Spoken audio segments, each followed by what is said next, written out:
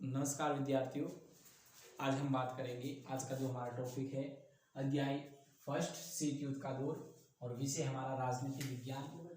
विद्यार्थियों, हम बात करें इस अध्याय की तो ये 8 अंकों का अध्याय है जो आपको बोर्ड एग्जाम में पूछा जाएगा। तो 8 अंकों के इस अध्याय के बारे में हम चर्चा करेंगे। तो हम सबसे पहले ये बात करें, देखिए शीत युद्ध का दौर पढ़ने से पूर्व हमें ये पता होना चाहिए कि शीत युद्ध क्या है, किसे कहते हैं और ऐसी स्थिति क्यों उत्पन्न हुई, उसके पीछे क्या कारण थे। उन सब बिंदुओं के बारे में हम इस लेसन में चर्चा करेंगे। तो सबसे पहले हम बात करें बच्चों, तो वो है आपका पहला बिंदु प्रथम विश्व युद्ध। प्रथम विश्व युद्ध जो 1914 में लड़ा गया था। 1914 से लेकर 1918 के बीच प्रथम विश्व युद्ध लड़ा गया। फिर जो सेकेंड वर्ल्ड वॉर था, द्वितीय विश्व युद्ध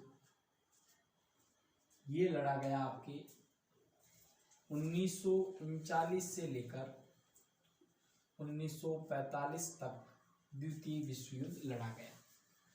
विश्व में 2 बड़े युद्ध हो चुके थे और इस दूसरे विश्व युद्ध के बाद इस शीत युद्ध के दौर की शुरुआत होती है। शीत युद्ध के दौर को पढ़ने से पूर्व हम ये समझ लेते हैं कि द्वितीय विश्व युद्ध के कारण या द्वितीय विश्व युद्ध के पश्चात ही इस शीत युद्ध की शुरुआत हुई। तो देखिए, द्वितीय विश्व युद्ध जो लड़ा गया ये मित्र राष्ट्र और धुरी राष्ट्रों के बीच, मित्र राष्ट्र और धुरी राष्ट्रों के बीच ये युद्ध लड़ा गया। मित्र राष्ट्र और धुरी राष्ट्र के बीच युद्ध लड़ा गया। मित्र राष्ट्र में थे आपके यूएसए मतलब अमेरिका, यूएसएसआर मतलब सोवियत संघ, और अगला जो था आपका वो था फ्रांस, और अगला जो राष्ट्र था वो था ब्रिटेन। इसमें ये 4 बड़े राष्ट्र शामिल थे मित्र राष्ट्र में। और धुरी राष्ट्र की यदि हम बात करें तो इसमें था जर्मनी, इटली और जापान। जर्मनी, इटली और जापान ये थे धुरी राष्ट्र में, और मित्र राष्ट्र में थे आपके यूएसए, यूएसएसआर, फ्रांस और ब्रिटेन। यूएसए की यदि हम बात करें तो इसका मतलब ये था अमेरिका, इसे हम अमेरिका कह सकते हैं। और ये उस समय यूएसएसआर ये था आपका सोवियत संघ,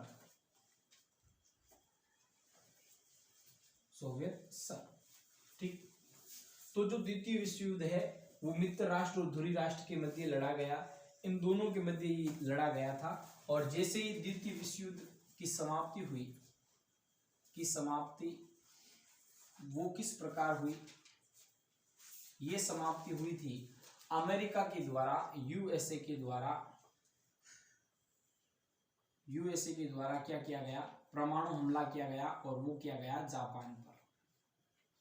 जापान पर क्या किया गया, परमाणु मिसाइलें दागी गई, मतलब परमाणु हमला किया गया, परमाणु हमला।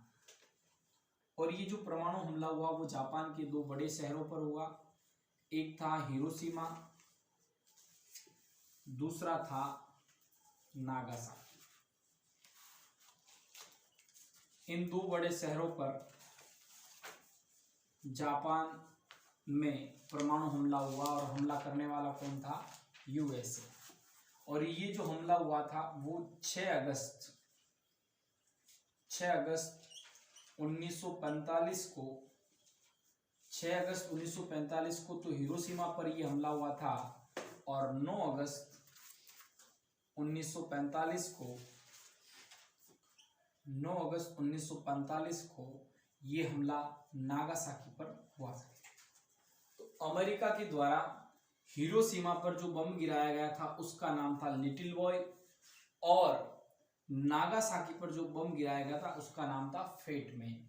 इन दोनों बमों की क्षमता की यदि हम बात करें, परमाणु बमों की क्षमता थी, तो हिरोशिमा पर जो लिटिल बॉय नाम का, गुप्त नाम का जो परमाणु बम गिराया गया उसका था, उसकी क्षमता थी 15 किलोटन, 15 किलोटन। और जो नागासाकी पर परमाणु बम गिराया गया उसकी क्षमता थी 21 किलोटन। 21 किलोटन के परमाणु बम यहां पर गिराए गए। क्लियर। फिर जैसे ही यहाँ पर परमाणु हमला हुआ और जापान के दो बड़े शहर, इन दोनों शहरों का तहस नहस हो चुका था, इसके जस्ट बाद द्वितीय विश्व युद्ध की क्या हो गई, समाप्ति हो गई। जैसे ही इस अमेरिका ने जापान पर परमाणु बम गिराए थे तो दुनिया ने अमेरिका की आलोचना करनी शुरू कर दी।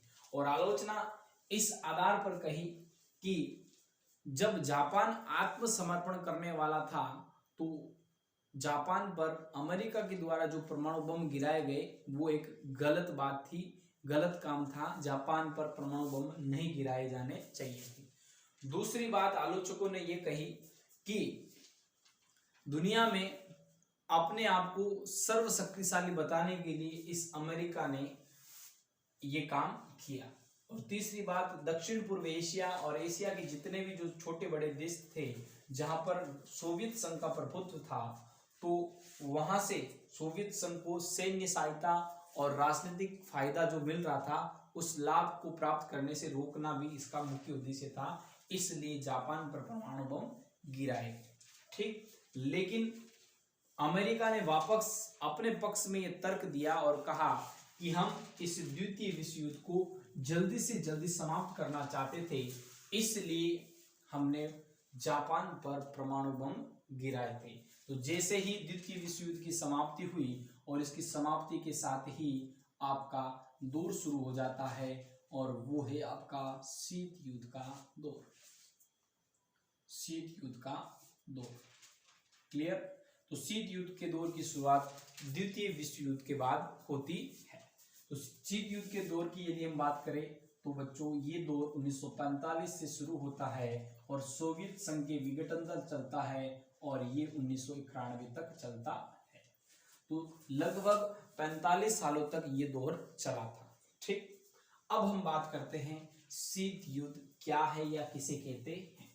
तो देखिए सबसे पहले ये हम बात करते हैं कि शीत युद्ध क्या है।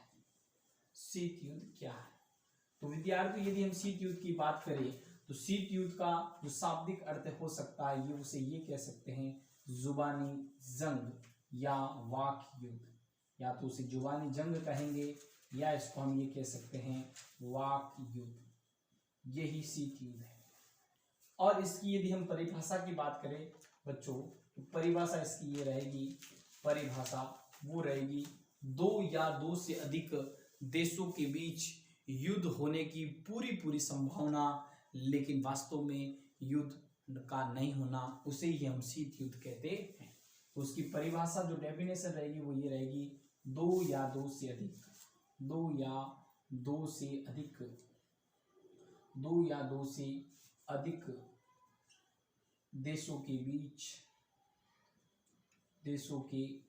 बीच युद्ध होने की पूरी संभावना, युद्ध होने की पूरी संभावना, युद्ध होने की पूरी संभावना, लेकिन वास्तव में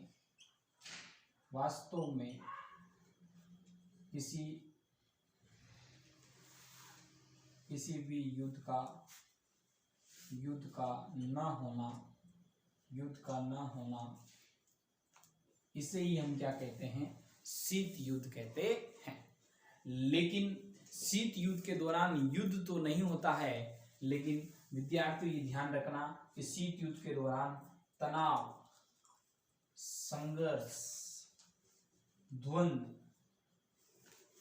डर, इनका माहौल, द्वंद्व का माहौल दोनों देशों के बीच, जिनके बीच ये लड़ाई है उनके बीच इसका माहौल जरूर रहता है। तो तनाव, संघर्ष, डर, द्वंद्व, इन सब का माहौल इस शीत युद्ध के दौरान होता है। क्लियर।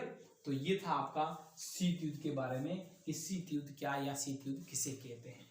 तो शीत युद्ध एक जुबानी जंग है या इसे हम ये कह सकते हैं कि एक वाक युद्ध है।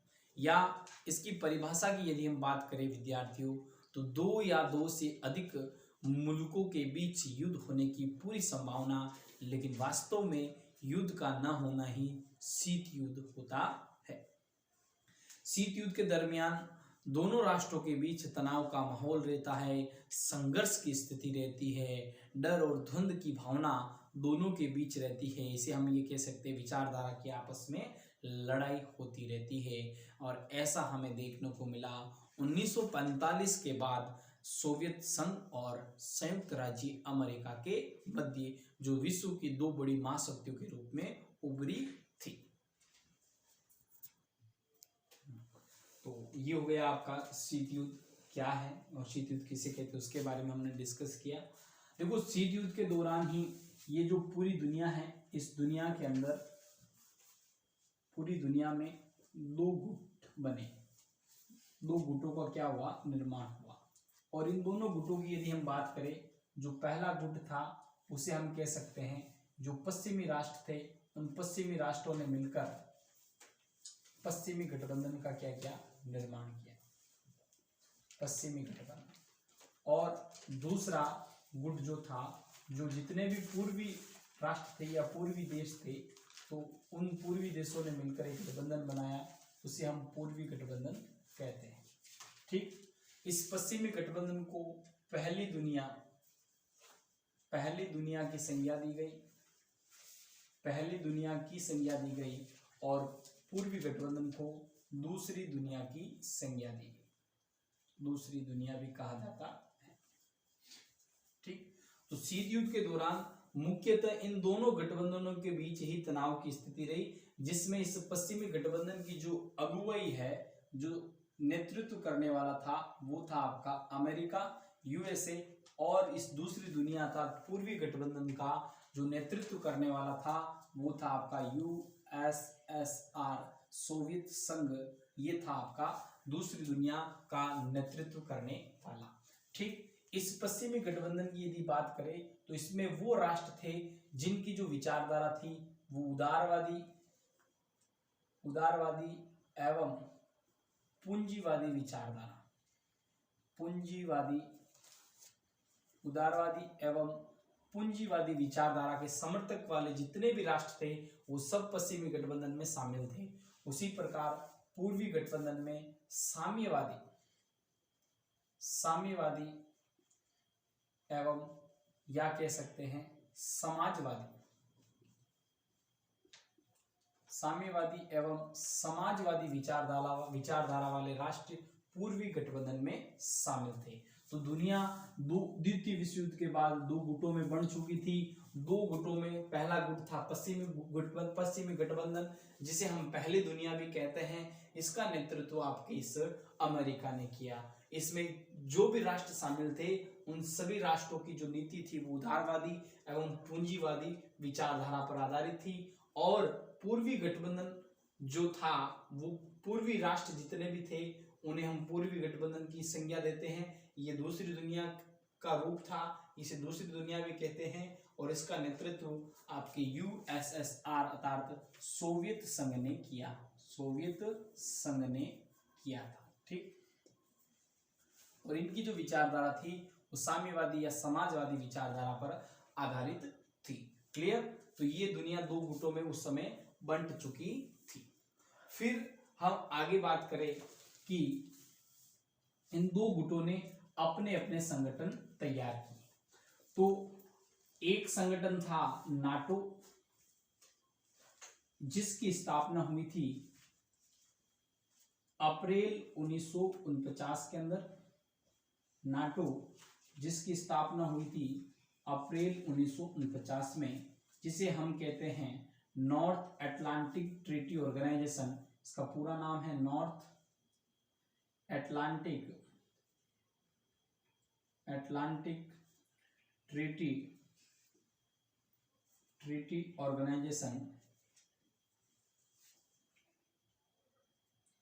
ऑर्गेनाइजेशन। जिसे हम हिंदी में ये कह सकते हैं उत्तरी अटलांटिक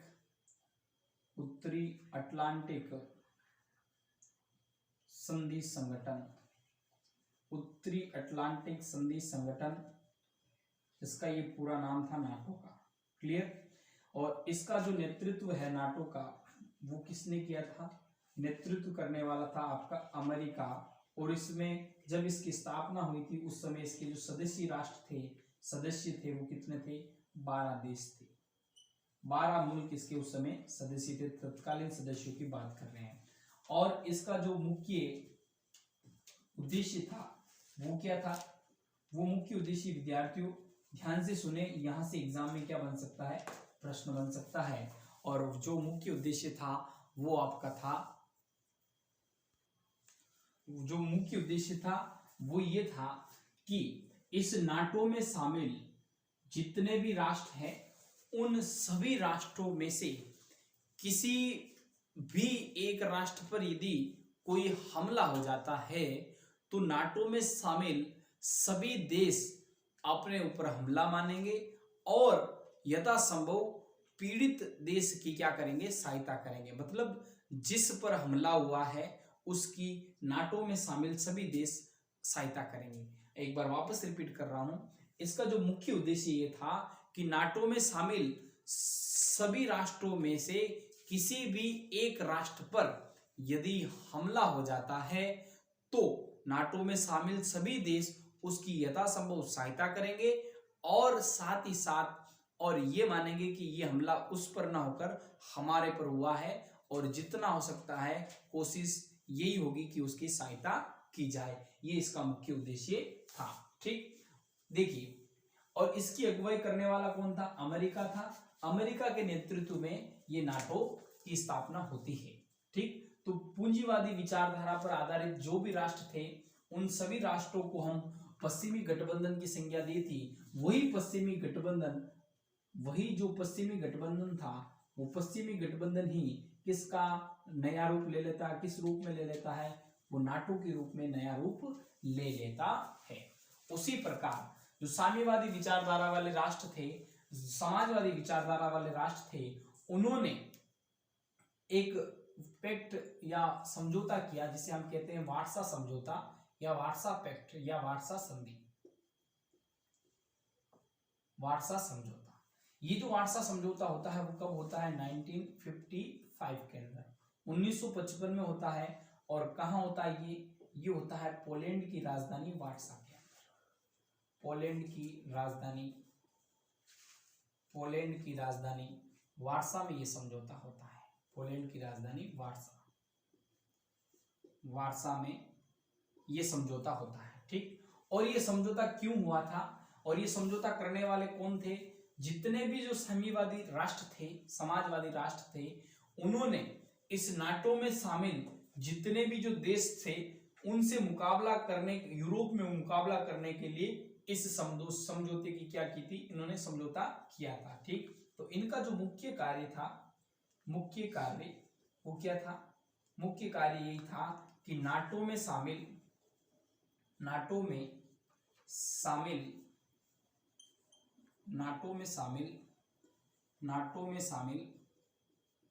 देशों का यूरोप में मुकाबला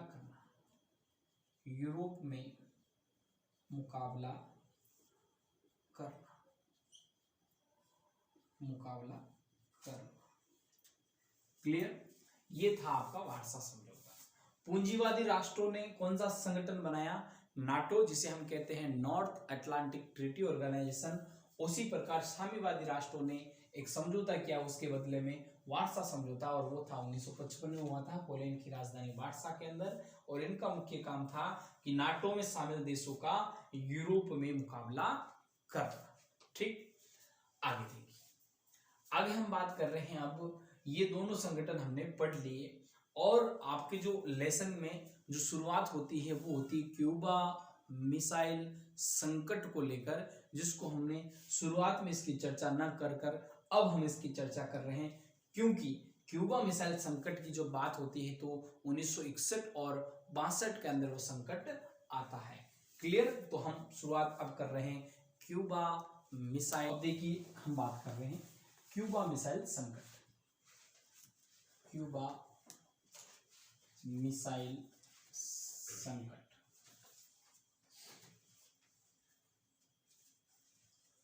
ये जो संकट उत्पन्न हुआ था वो अप्रैल 1961 की बात है। अप्रैल 1961 से लेकर 1962 तक ये क्यूबा मिसाइल संकट की स्थिति पैदा हुई।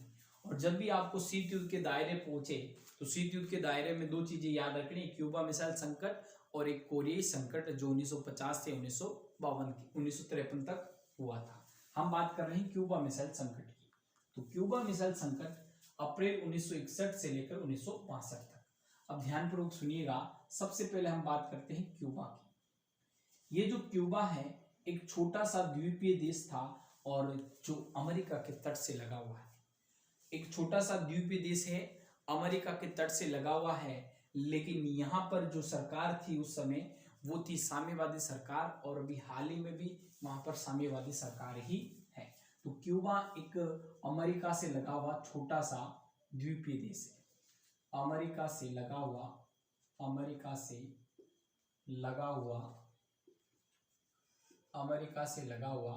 छोटा सा द्वीपीय देश। अमेरिका से लगा हुआ छोटा सा द्वीपीय देश है। छोटा सा द्वीपीय देश। द्वीपीय देश का मतलब होता है ऐसा देश जिसके चारों तरफ पानी पानी हो और बीच में किसी टापू पर स्थित हो, तो वो द्वीपीय देश होता है।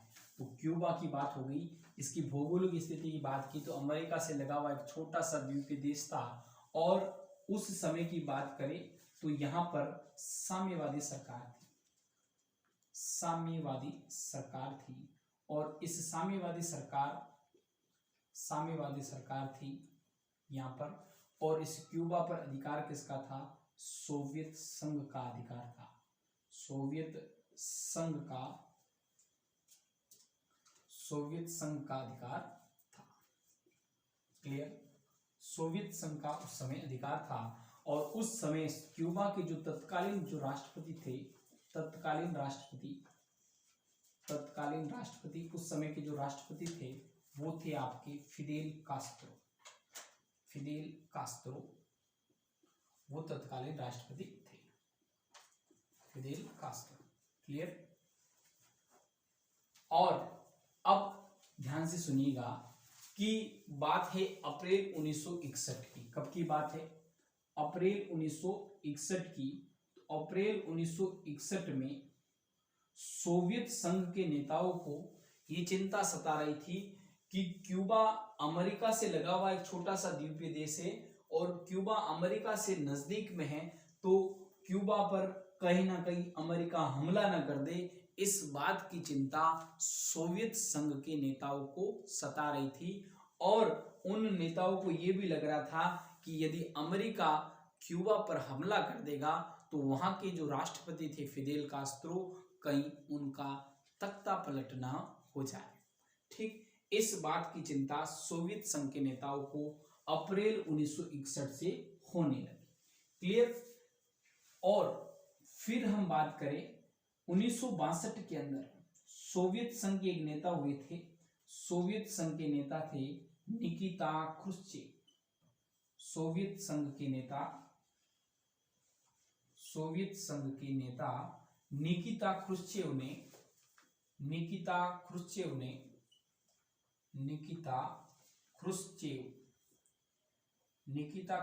ने क्यूबा में क्या करवा दी? परमाणु मिसाइलें तैनात करवा दी। क्यूबा में परमाणु मिसाइलें तैनात करवा।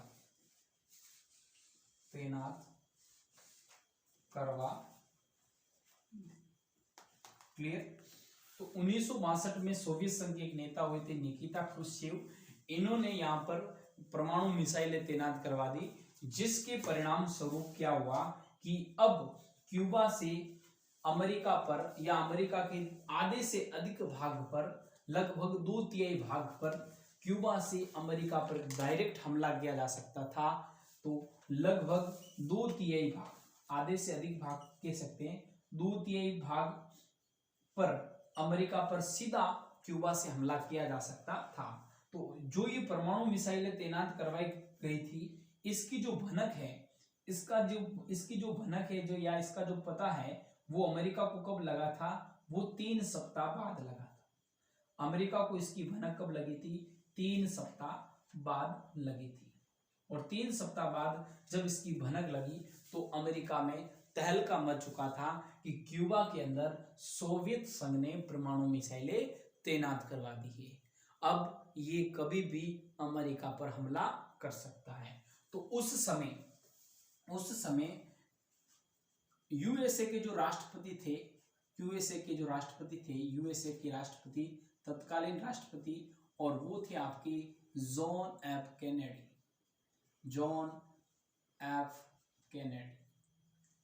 तो यूएसए के जो राष्ट्रपति थे जॉन एफ कैनेडी, उन्होंने और उसके सलाहकारों ने अपने सैनिकों को, अपने सैन्य कमांडरों को ये सलाह दी कि सोवियत संघ की तरफ से आने वाले जितने भी जो जंगी बेड़े हैं, जितने भी जहाज और पोत है, उनको रोका जाए या उनको वापस उनके गंतव्य स्थान पर जाने के लिए मजबूर कर दिया जाए।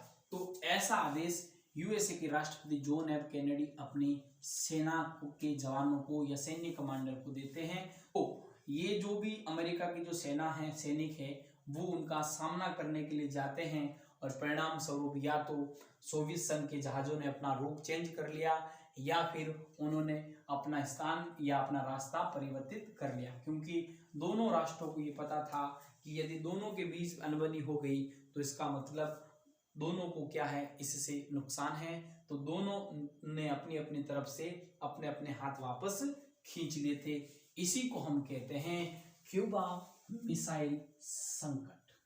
यही था आपका क्यूबा मिसाइल संकट, जिसकी शुरुआत हमने अप्रैल 1961 से देखी और खत्म हो गया 1962 के दरमियान।